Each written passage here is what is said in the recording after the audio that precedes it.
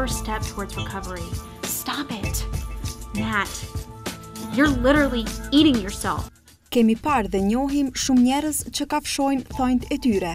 Kjo përveç se është një sjellje e pahishme, është edhe e dëmshme për shëndetin. Ekspertët mjekësor janë duke raditur kafshimin e thonjve si rregullim obsesivo-kompulsiv, ndërsa psikologët thonë se shkaktar mund të jetë stresi, lodhja psikike, mërzia e të tjera.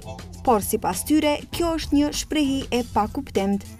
Dermatologja Anida Muja kafshimin e thonjve e konsideron si një ves i keq. Dhe siç thot ajo, ky ves i keq duhet të luftohet deri në zhdukje. Ngrënia e thonjve hyn në grupin e veseve të këqija që mundet me pas njeriu gjatë jetës vet. Domethënë duhet të mundohemi që çdo ves i keq nuk duhet me thonë gjithmonë ky është vesi im.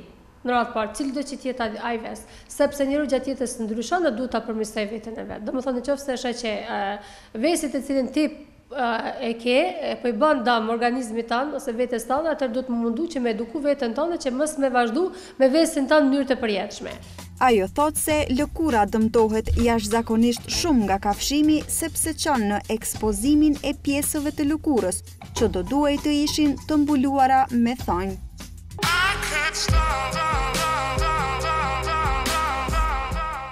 Ngrënia e thonjve normalisht që pamja e parë është pamje e shëmtuar, një herë në radhë parë, duke i shëmtuar, sepse me një herë na del përpara një person që domethënë që ka me një ves edhe që është i padurueshëm ose është nevrik ose është nervoz ose diçka e tillë, pamja e parë, përshtypja e parë. E mos flasim sepse dëmtohet domethënë struktura e thonit, dëmtohet bukuria, pamja jashtë me struktura, domethënë edhe ata që hajnë thamë 2-3 ditë kanë edhe dhimbje në mënyrë të vazhdueshme sepse i hajnë ose i çojnë ato përmosa te ekspozimit të pjesës së lëkurës, e cila duhet të jetë e mbuluar me thukë, kështu që çdo gjë që bëhet ose çdo ves i keq, e në këtë rast edhe vesi ngrënies së thonjve duhet të luftohet prej vetvetes në mënyrë që mos të bartin pasojat edhe dukjes edhe në mënyrë funksionale. E pyetur nëse ka ndonjë produkt që përdoret për lyerjen e thonjve në mënyrë që të ndalohet kafshimi i tyre,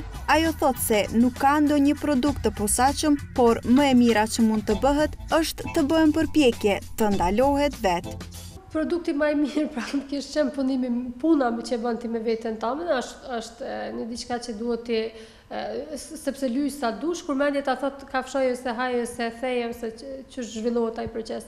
Realisht duhet prapë po them bindje me veten tonë ose punë me veten tonë që veset që i kemi na të luftohen në mënyrë që mos të ndihem keq edhe mos i bartim pasojat se krem nuk besoj që mund të ketë për kafshimin e thonjve, nuk e di që ekziston ndonjë krem. Ndërsa Shkodrani është njëri prej atyre që kanë këtë ves. Ai thotë se kjo i ka kaluar në shprehi dhe se më së shumti i kafshon thonjë kur është nervoz apo është i stresuar. Shumicën e kohës veç për shkak nervoz ose për shkak të stresit, jo për shkak në arsye tjetër. Për shembull, na i loj futboll ose diçka që më bën nervoz kur jam të përcjell ose ashtu siç e tsus. Ai thotë se të gjithë e kritikojnë për këtë veprim, por fatmirësisht siç thot ai, asnjëherë nuk ka pasur problem me lëkurën. Ai ka treguar se është munduar ta shmang këtë veprim, mirë po nuk ka pasur sukses. Si premësh është një sekret, ashtu më kritikojnë se më thonë që mos me vepru, po është ashtu si u kriju si instiktive vetë kur bëhet për një kohë gjatë, bëhet si shprehi. Edhe njëherë një profesorish mi pat ly me diçka se diçka o konë, ama nuk ka pas efekt. Disa truke se si të shmangni kafshimin e thonjve janë lyerja e tyre me piper pikant, duke i shtuar edhe smalt thonjsh, apo duke bartur thonjë fals. Pavarësisht asaj se sa shpesh dhe me themel i lani duar dhe mbani higjienën, nën thonjë gjithmonë gjendet numër i madh i këpurdhave, bakterieve dhe viruseve të ndryshme. E që me kafshimin e thonjve, shumicën e bakterieve i fusim në organizëm. Është vërtetuar që personat të cilët shpesh kafshojnë thonjë kanë probleme shëndetësore me fyt dhe organet e frymarrjes, dhe veçanërisht me organet e tretjes. Kafshimi i thonjve është i dëmshëm për shëndetin e fëmijëve.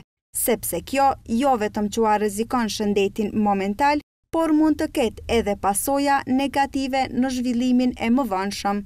Kështu mund të krijohen dëme serioze të thonjeve dhe pezmatime të dhimbshme të nënthojzave. Krijohen thonjë të këqinj dhe të formsuar në mënyrë të çrregullt, çka mund të shkaktojnë probleme tjera psikike.